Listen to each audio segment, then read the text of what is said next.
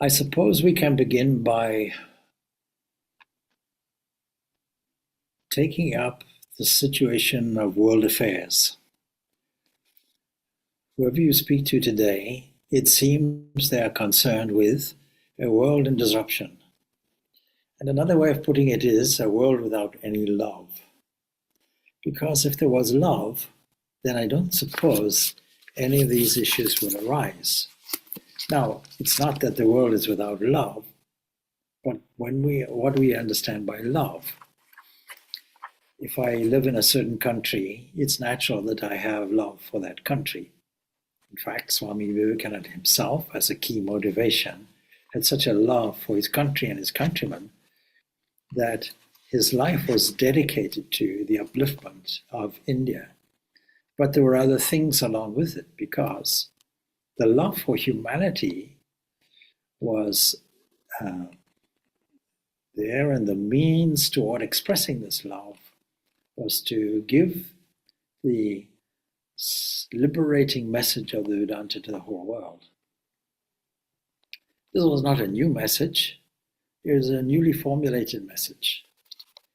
Because really, the Vedanta philosophy is the underlying essence of every expression of love, what we commonly call religion. The problem is that when you have an organization, when the principles of a messenger's message are put into an institution, and as time goes on, the organization of it, the clarification of the ideas, the sophistication of the ideas become more complex. And as they become more complex, and in many cases more profound, then sometimes we lose the simple, essential messages of the original messenger. And when Jesus was asked, for example, what is the greatest commandment of all, I think there's something like 60-something commandments there in the Jewish texts. But he singled it down to one. He narrowed it down to love the Lord your God with all your heart, all your soul, your mind, all your strength, your whole being, in other words. Then he says, and also your neighbor as yourself. So what goes wrong when we don't do it? Well, we find a world in seeming discord and disarray and chaos and suffering. If we truly had this love, there would be a compassion, at least, profound compassion for the suffering. Fairly recently, and one of you here will relate to this, we visited a site in Norwich where the mystic Julian of Norwich was there as an anchorite way back in the 14th century.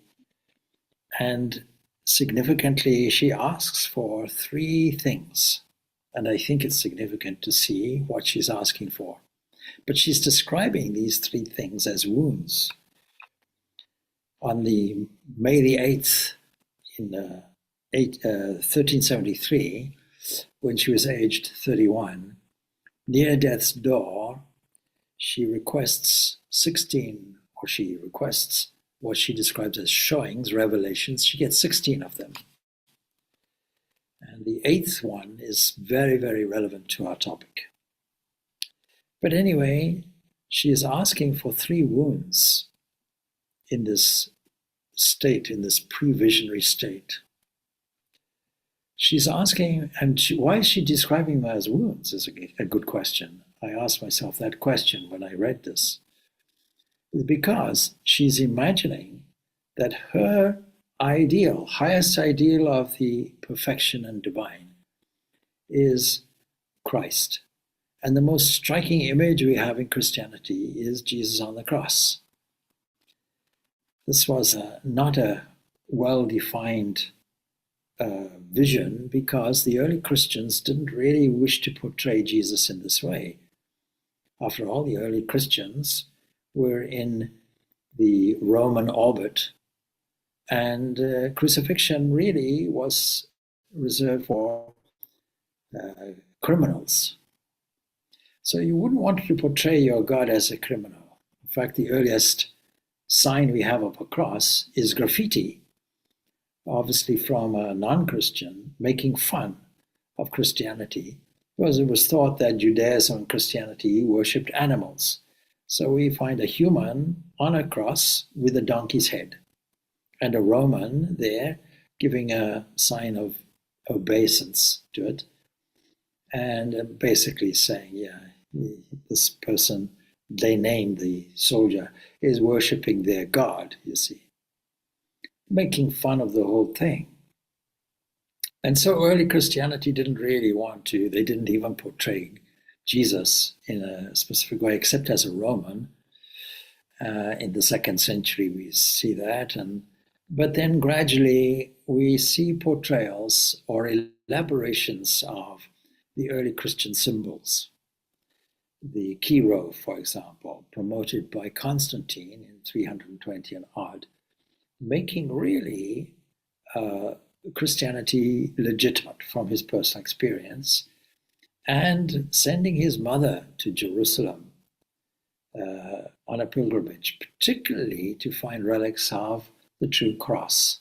There's a Roman emperor who is now saying, yes, the Romans had crucified this divine being, and so we are interested in the relics of the cross. And other relics, of course, and Saint Helen, his mother, brings all these relics back, no doubt. But then you see it's only a symbol, and Constantine had this idea it's a symbol of victory. It has nothing to do with suffering. We want to avoid that aspect of it. But as time goes on, the depiction of the cross by maybe the 800 of this era, maybe the 9th century, and more prominently the 10th, 11th, 12th centuries onwards, there we see more emphasis on the corpus, the dead body of Christ, the suffering body of Christ. Other depictions are Christ in imperial clothing, and victorious, emphasizing this victory over death. But gradually, as this theme of love develops more and more, we come away from the intellectual understanding of a conquering of death, the theology of the cross developing more and more. By the way, of course, the cross is a pre-Christian symbol, because the actual cross that the Romans used was more like a T shape.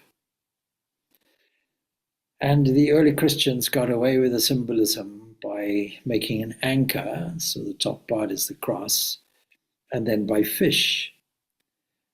That was done for a long time, for many centuries, but then we find this veneration of the cross. And also when Christians start going back to Jerusalem, they're interested in seeing the way of the cross. And so that system also develops. And along with that, love develops. A love which has inherent with it compassion. And then when we talk of the wounds of Christ, it becomes much more profound for those Christian mystics. And Julian of Norwich was one of those. So she describes these 3 gifts that she wants as wounds, because wounds are a kind of gift. And God incarnate, Jesus in the theology, is the one who is prepared, willing to sacrifice and to give an offering of great suffering and pain, not for himself, not because he's helpless, but the theology tells us for the good of the entire humanity. And that would be a characteristic of every loving being that has this generosity of spirit that goes beyond genetic love. It's easy to have genetic love. It's easy to have national love. It's easy to love your family and your relatives. But now ask, can we extend this unconditionally, worldwide, universally, to every being that has been born, every being that is born now, not just loving your neighbor as yourself, but to all beings. And this identification of the divine that is identified as Atman, the divine self in all beings. We will find in many Upanishads. We'll find it in the Isha Upanishad, we'll find it in the Katha Upanishad, and we'll find it also in the Bhagavad Gita. Seeing the self in all beings, not just in human beings. And so the whole idea of that, and Bhagavad Gita extends it and said, seeing me in all beings. In other words, see God in all beings. And of course, we have to take away the headiness of it and say, not just visually to imagine it, but to apply a feeling of love. And the basis of love, God is love, this is what religions say. The basis of that, really, will be the idea that God is lovable. And we have to shift ideas. For example, in the Abrahamic religions, we have to maybe shift the idea of a jealous and punishing anthropomorphic God that is dedicated to chosen people. And then we shift the idea to, no, this is a God of love. But then theology has a difficulty. The problem of suffering is what they call it, or the problem of evil. Why should a loving God impose this? And Vedanta comes to the rescue and say, no, you yourself have imposed it. Because there are three causes of this suffering. One cause of the suffering is your own activity, your own actions. Another one is the actions of another. Another one is just things happen. Volcanoes erupt, fires wipe out cities, and so on. Even now they're only discovering new things about Pompeii, new archaeological discoveries that portray the sophistication and wealth of a town that just gets obliterated. And we can see the same thing in recent history in the Los Angeles fires as well. Beautiful, pristine houses, wealthy people's dwellings, all wiped out mercilessly by fire that has no conscience about it. But there is another form of suffering, a fourth one, and that is the willing engagement of a teacher who says, I will take on your suffering. You don't have to suffer. Take away the effects of your karma, I'll take them on me.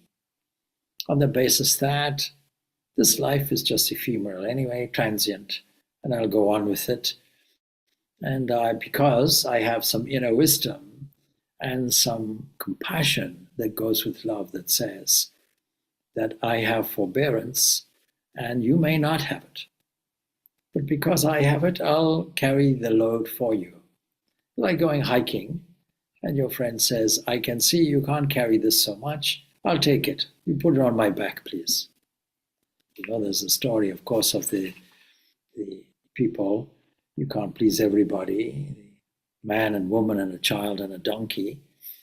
And naturally, they think this poor child, age 5, can't walk properly. We put it on the donkey. And then they come across a group of people who look at this in great wonder and criticism. And according to their criticism, they think and discuss, look at this selfish child, not allowing the mother to, no respect for the elders. And the mother is just there, at least the child could walk hand in hand with the father. So they change. The mother sits on the donkey. Another group of critiques will say, look at that mother, and allowing, the child to walk and so on and so forth. And eventually all of them get on the donkey. And the last group of critics will say, look at that, those people with that poor donkey. No mercy at all. You cannot please everybody. But true compassion will be not thinking, what will people think of me? How will people evaluate me? And it goes beyond the borders of our normal world, where self-interest is paramount. Therefore, 3 wounds are asked for by Julian of Norwich. The first one is contrition. Let me humbly admit the limits of my humanity. Let me admit that my attention is not fully engaged, let me admit that I don't have the love that is appreciative of the lovable aspect of God. How do we get to that conclusion? It is by paying attention to the fact that that being, so-called God, is actually everything to us. More than that, but the Vedanta philosophy says, not just indwelling, not just ruling, but actually entering into and penetrating everything.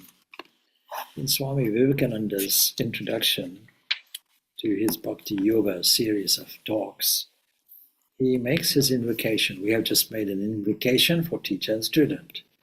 His invitation is a quote from the Shvetashvatara Upanishad. Shvetashvatara Upanishad is the one Upanishad that gives us an insight into personal devotion. All the other are hinting at it, no doubt, but it is all really to do with approaching the subject of the Atman and Brahman from a principle point of view, a logical point of view, and a practical point of view too, in terms of meditation and so on. So he quotes like this, his invocation, his peace prayer, quoting the Shvetashvatara, goes, he is the soul of the universe. Now that every time we recite something like this, we have to pause and contemplate, what does all this mean? So that being that we are worshipping is the soul of the universe. You may say, and every religion declares, the identity of soul, subject to different interpretations, but what we mean by soul is an indwelling entity that gives life, animates, anima, the thing that animates. And what animates the universe is the soul of the universe. And are we not part of the universe? He is the immortal. We are used to the mortality, but that being is immortal. He is the rulership. Now, if we want to be immortal, we have to resort to that. If we want to solve our problems, we have to go to a ruler. He is the all-knowing and all-pervading. We think that we know everything. Science thinks that it knows everything sometimes. Modern sciences state either we don't know it, but we will know it. We give you a promissory note to say, no, we'll solve the problem. We don't need anything else. There's a kind of arrogance like that. He says, no, he's the eternal ruler. None else is there efficient to govern the world eternally. So that being is eternal, and therefore the rulership is eternal. He who at the beginning of this manifestation, this projection, this creation, projected Brahma, that is the creative aspect, the manifested aspect, the personal God, and who delivered the Vedas unto him, that is all the principles of enduring truth, seeking liberation. I go for refuge unto that effulgent one, that one that shines and nothing causes it to shine, self-effulgent, whose light turns the understanding towards the Atman. It is this being that we call the personal deity or God or the divine or the infinite invisible, the personal aspect that we can relate to intimately. That is the very shining light that reveals the Atman to us. And I'll quote now from the beginning of he defines what is bhakti. Don't forget, we have 4 approaches commensurate with the psyche, the mind. We have a willing aspect that comes out as activity. We have a thinking aspect that comes out as the intellect, or through the intellect, discernment. And we have the feeling aspect. We can describe it as the heart, the emotions, and then, of course, there is meditation. And we find all of these aspects within what we call the mind or the psyche.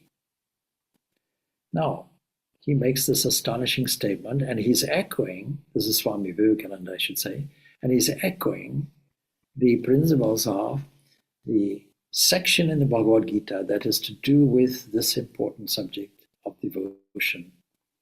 The question comes up in the 12th chapter of the Bhagavad Gita, about which path should we follow. We seem to see two paths.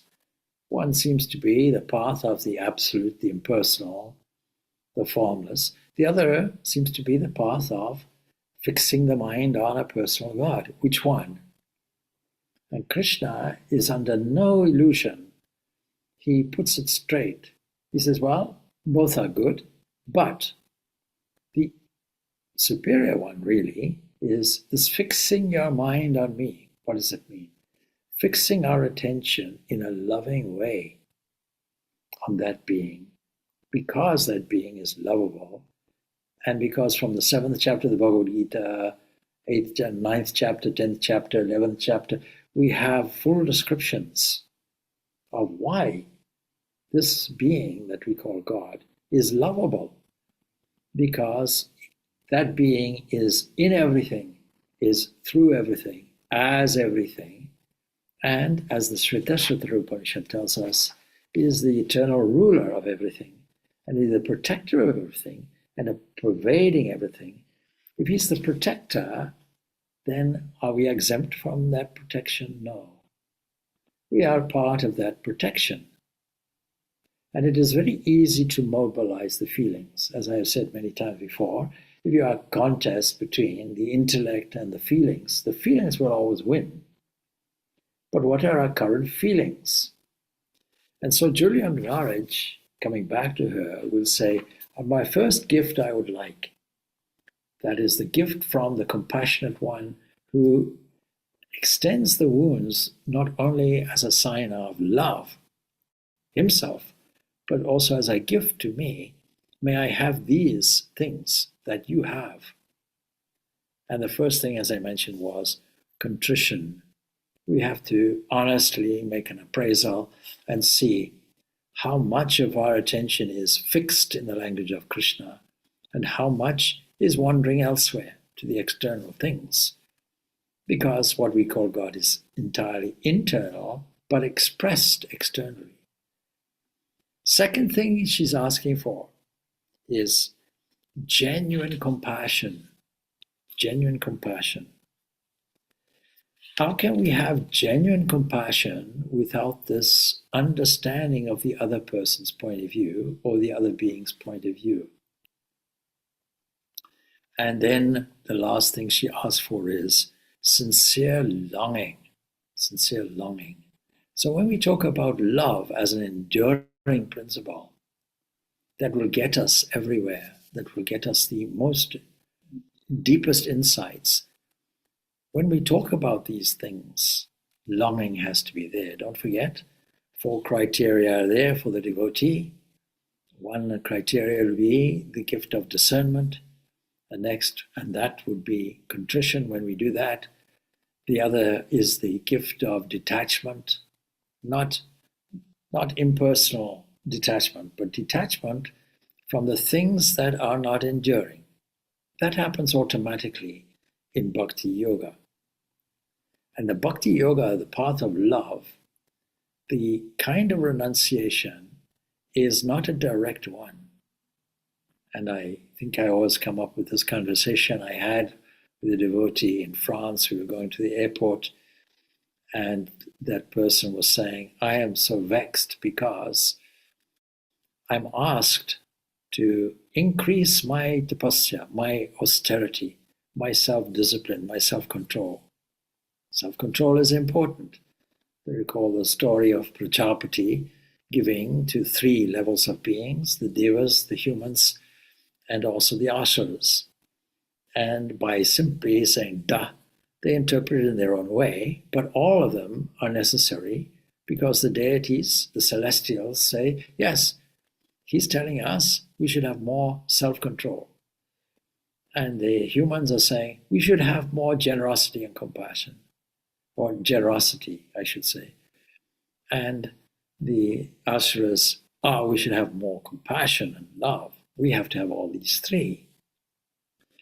So this 4-fold necessity in the devotee will have to be, or the student of spirituality will have to be this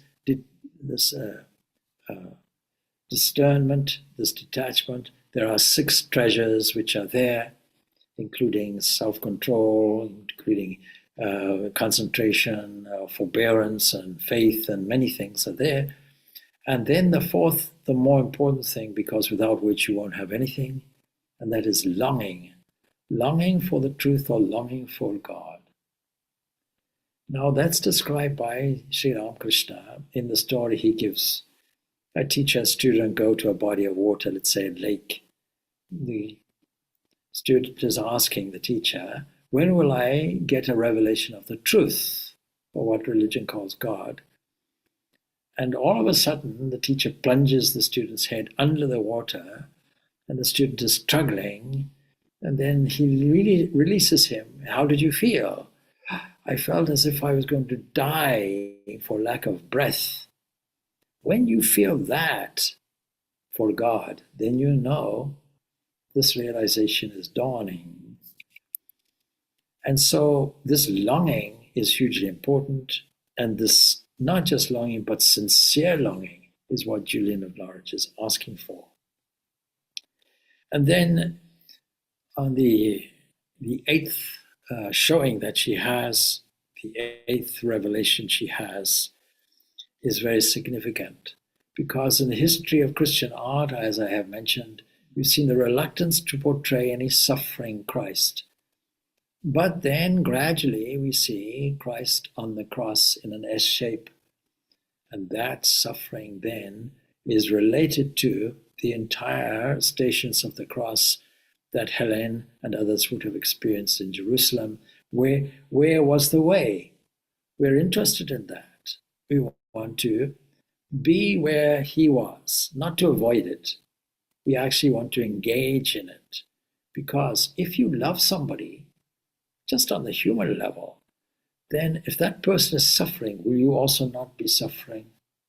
When a person is lying on their deathbed in a very pathetic state, will you not also feel, will tears not arise in your eyes? Will you not feel this love, this compassion, this suffering?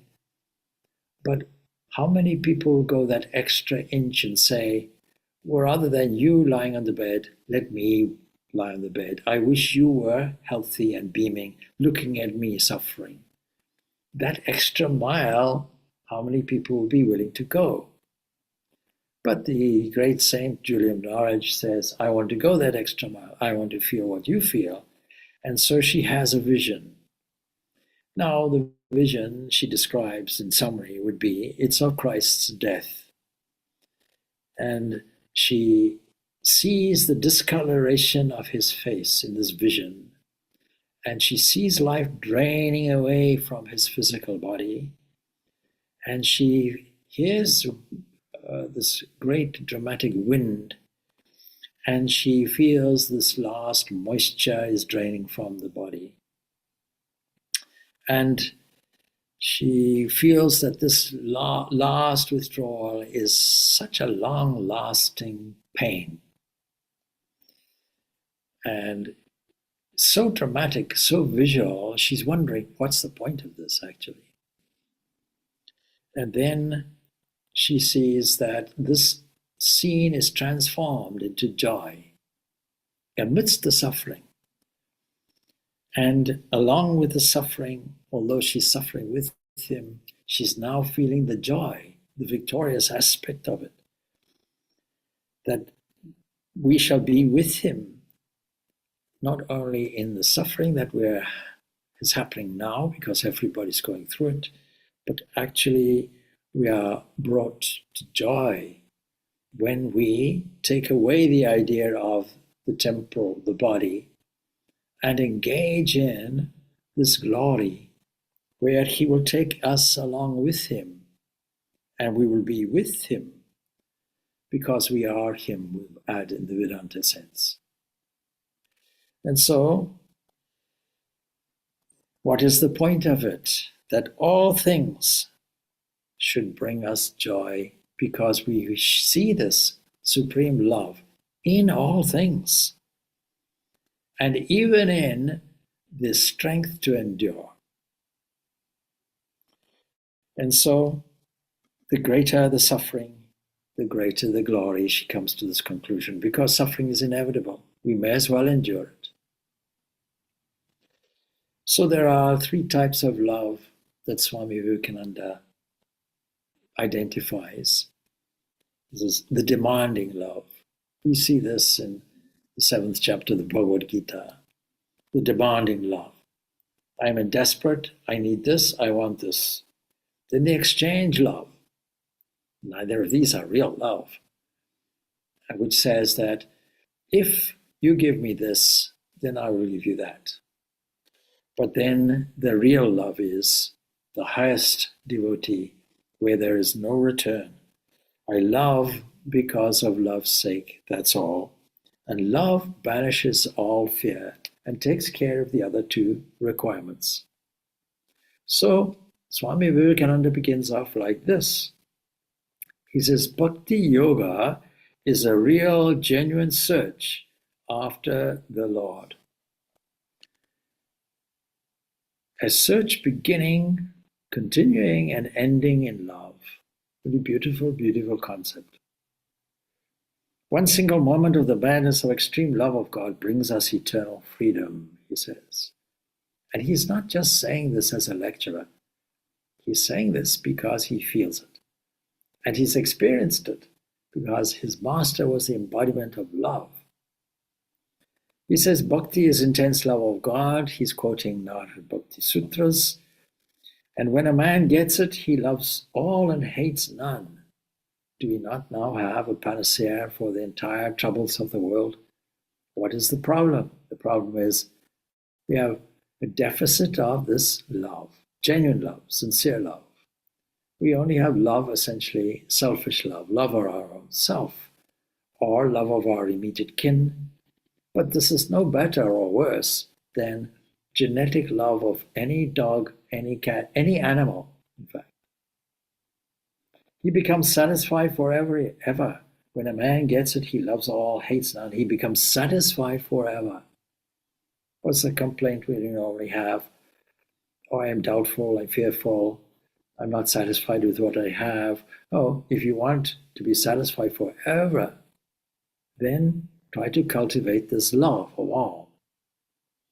This love can't be reduced, he says, to any earthly benefit, because so long as worldly desires last, that kind of love doesn't arise. Bhakti, he says, is greater than karma, greater than jnana, and greater than yoga. By yoga, he means meditation. I'll review that because it's indisputable what he's saying. Bhakti is greater than karma, greater than jnana, greater than yoga. And he gives a reason why he's saying this. And I'll go back then, before I engage in that, with my conversation I'm having with about this tapasya. I should increase my tapasya, but I don't know how to do it. At the moment, life is tough. And my conversation with the devotee in France would say, but aren't you a devotee? Well, yes, I attend to the shrine, I do this, I do that. I said, okay, then you don't have to do tapasya. What? No.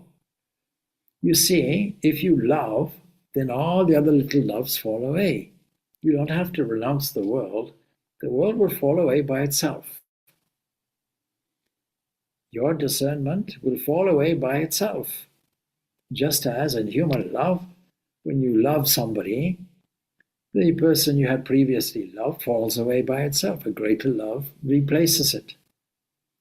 When you love the divine and see it in the world, through the world, and as it, then what is there about this renunciation, which is necessary in all the systems? This renunciation is automatic. It is not a deliberate movement. I leave off this, I leave off that. No, I replace it. I displace the materialism and replace it with the divinity. So he says, because these have in view the attainment of an object in going along the path of jnana, the path of discernment, viveka. What are you trying to do? You're trying to attain detachment. You're trying to attain knowledge. When you do karma yoga, you're trying to avoid all the attendant effects of bad moral judgments and behaviors. When you engage in meditation, you are looking to have the truth revealed within you. All of them have an object in mind. Bhakti yoga doesn't have it. So he says, because these have in view the attainment of an object, while bhakti is its own fruition, its own means and its own end. Then he goes on to say, bhakti has been the one constant theme of our sages. We don't often think of that. In other words, everybody who has a wisdom will really have this great quality. And apart from the special writers on bhakti, such as Shandilya or Narada, the great commentators on the Vyasa Sutras, evident advocates of jnana, as they are, have also something very suggestive to say about love.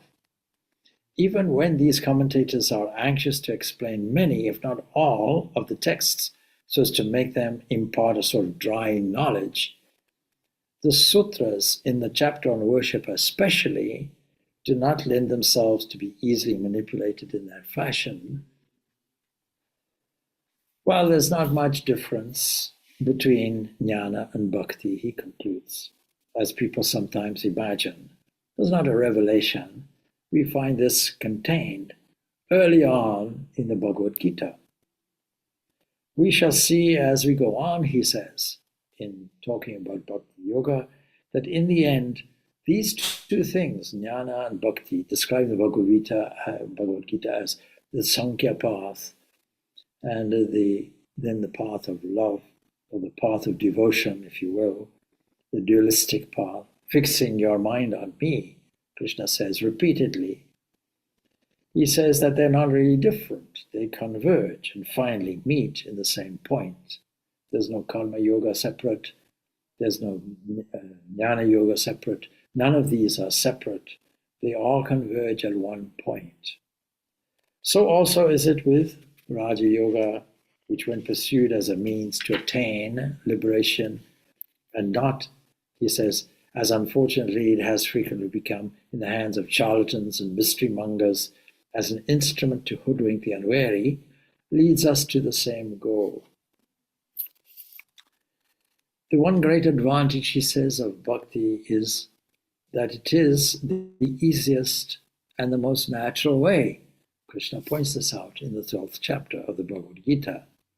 It's the most natural way to reach the great divine end in view. Of course, its great disadvantage is that in its lower forms, it oftentimes degenerates into hideous fanaticism. And any institution, religious institution, that has group interest, exclusiveness there, or institutional protectionism and lack of love will automatically be corrupt. It'll be rusty. But the most important thing is the love aspect. I think the most profound exposition of this will come really from St. Paul's letters to the Corinthians, his first letter in any event. And he says, he addresses this letter to these devotees there in Corinth. And he says, strive eagerly for the great spiritual gifts. Now, he identifies what these spiritual gifts would be. But I shall show you a still more excellent way. So we are interested in what are these gifts. He says, if I speak in human and angelic tongues, but do not have love, I am a resounding gong or a clashing cymbal. In other words, if I'm all talk, if I'm a great lecturer, but I don't have love, if I'm a great person who gives out generosity, that is charity and so on, but I don't have love, is it possible? Yes. Sometimes we give out things which we feel are our duty. Let's be generous to here, let's give there, and then claim on our income tax at the end of it. I gave to this charity, can I have a refund, please? And so on. There are many charitable organizations behind which is name and fame. I give this to this trust, I give that to that trust. Don't tell anybody, but it would be nice to have my name at the beginning of it. So we can stand up and we can preach. We can give wonderful talks, but they're as useful or useless as a resounding gong, making noise, a clashing cymbal. So, and if I have the gift of prophecy, that's another gift he mentions. In other words, if I'm a person who people come to for a sense of wisdom about what will happen in the future, and if I am so-called identified as, oh, that person can read the future, that person has mystical gifts of some kind.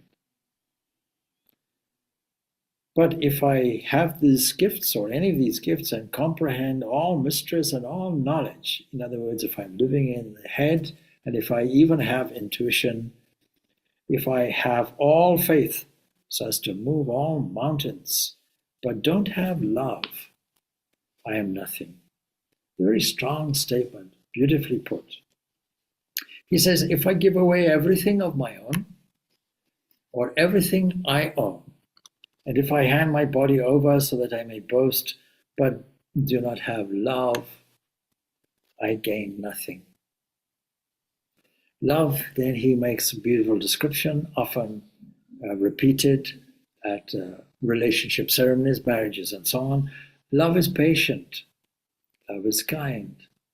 Every time we are impatient, we know we don't have that love.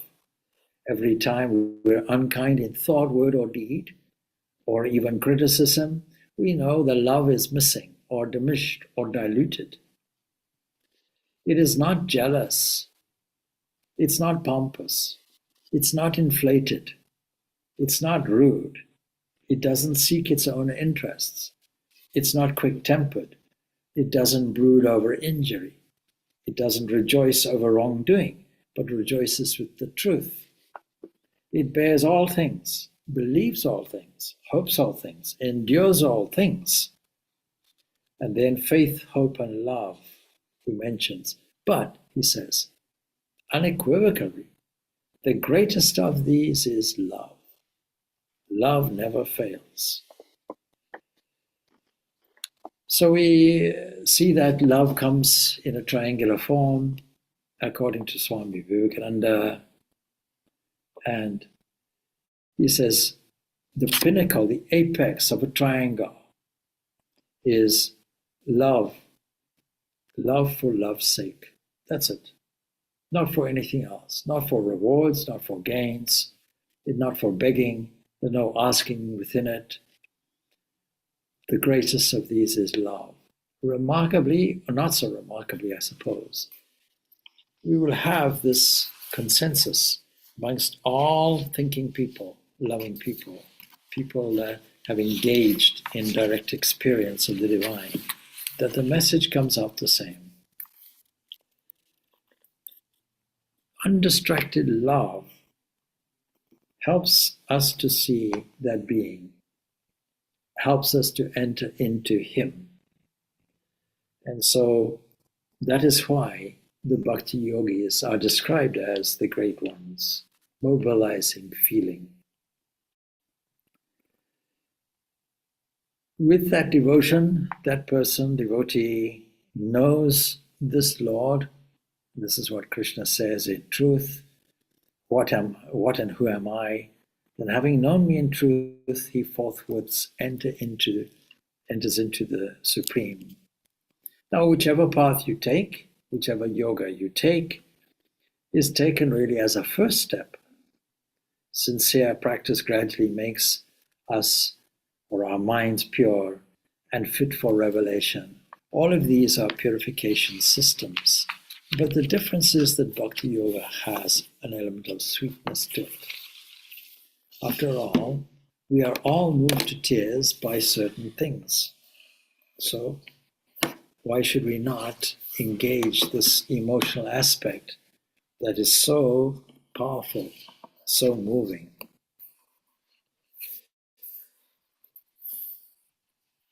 I have in front of me, of course, some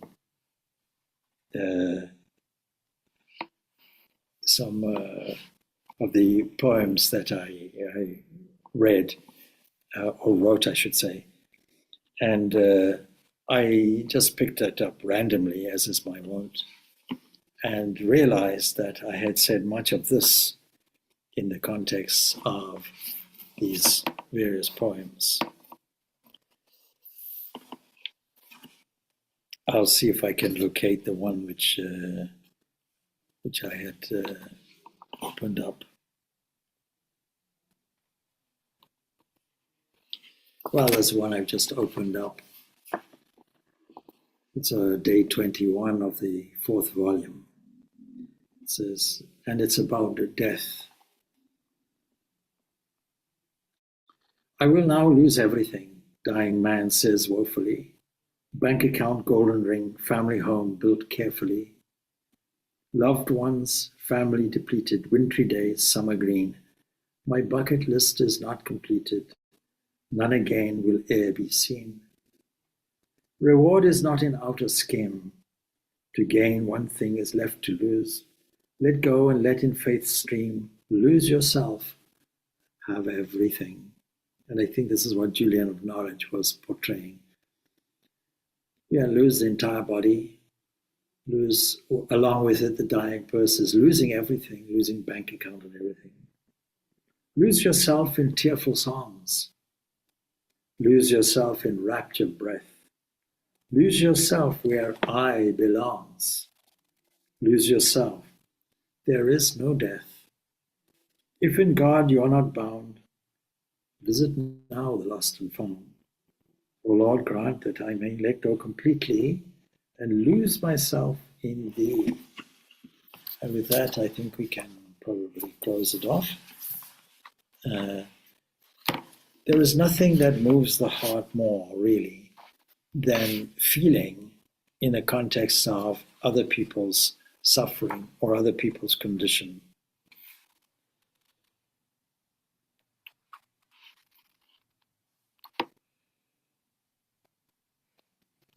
I'm just looking for the one that I picked up.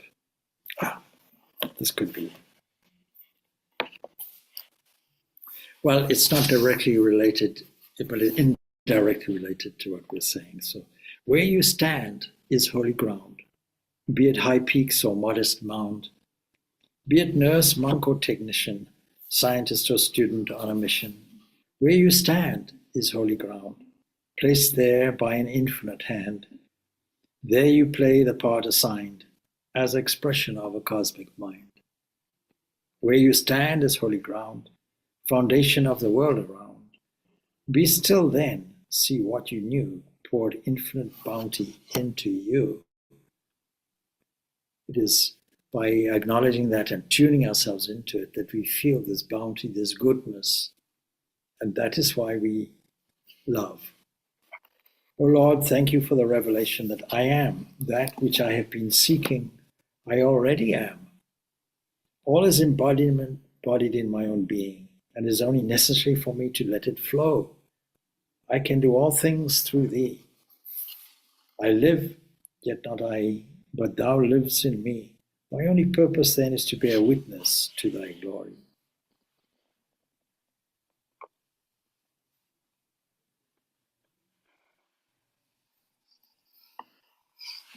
Well, I'm going to promote my book now and my series of books, because all 4 volumes are available on Amazon.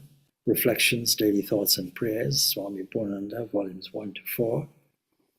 And so if you want to purchase these, that's good.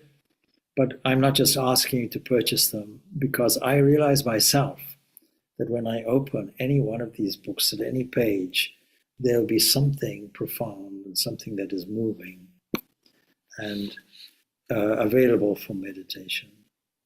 Anyway, so I'll leave it there. So we leave it there. Om Shanti, Shanti, Shanti. Peace, peace, peace be unto all. Thanks. Thank you, Swamiji. Thank you, Swamiji. Thank you, Swamiji. Thank you, Swamiji. Om.